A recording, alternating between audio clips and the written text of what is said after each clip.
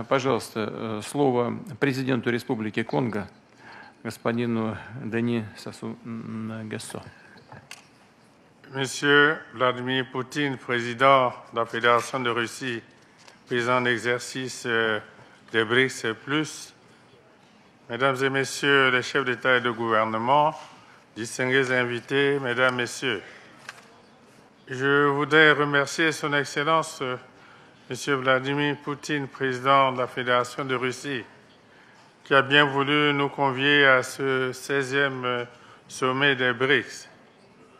Je salue également les chefs d'État et de gouvernement présents à cette rencontre de haut niveau sur des questions essentielles qui touchent à l'économie mondiale et à l'avenir des peuples.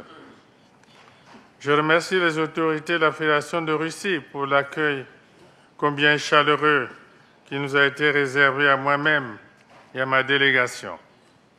J'adresse mes vives félicitations pour l'organisation remarquable de cet important événement. BRICS hier, BRICS plus aujourd'hui.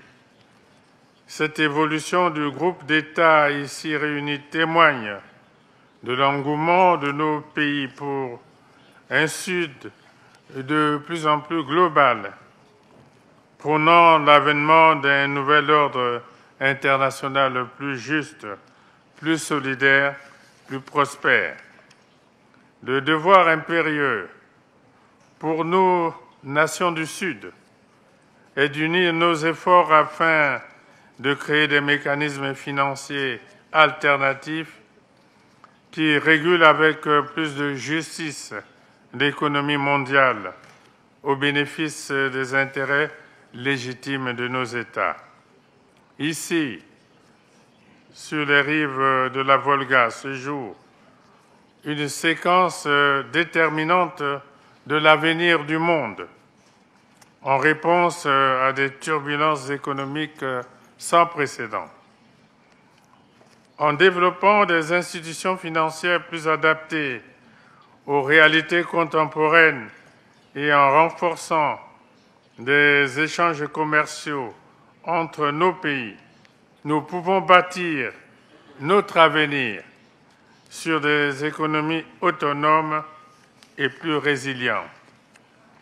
Une telle approche implique de réformer les institutions financières internationales pour qu'elles reflètent davantage les réalités économiques actuelles et prennent mieux en compte les attentes légitimes de nos peuples. Mon pays, la République du Congo, partage pleinement les aspirations des BRICS+, notamment en termes de paix dans le monde, de progrès pour tous et de multilatéralisme constructif.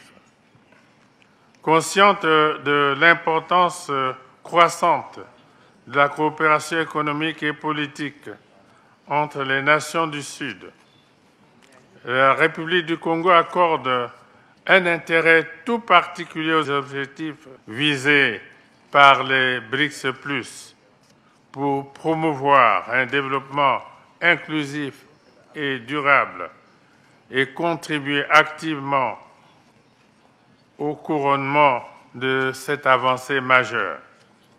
Au-delà des intérêts économiques, la culture rapproche les États et renforce l'amitié entre les peuples.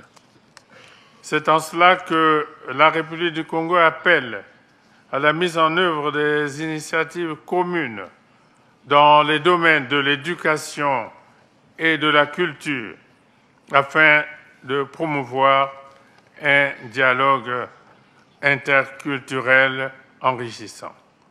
Par ailleurs, situé au cœur du bassin du Congo, mon pays est engagé depuis près d'un demi-siècle dans la protection de l'environnement en lien avec la lutte contre les changements climatiques.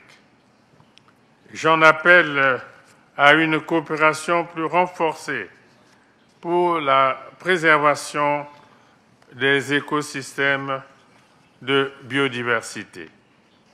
À ce sujet, le Congo vient de soumettre à l'Assemblée générale des Nations unies la résolution sur la décennie mondiale de l'afforestation et du reboisement pour consolider le rôle crucial des forêts dans la régulation du climat. J'invite donc les BRICS+, à se placer à l'avant-garde de cette lutte au service de la survie de l'humanité entière.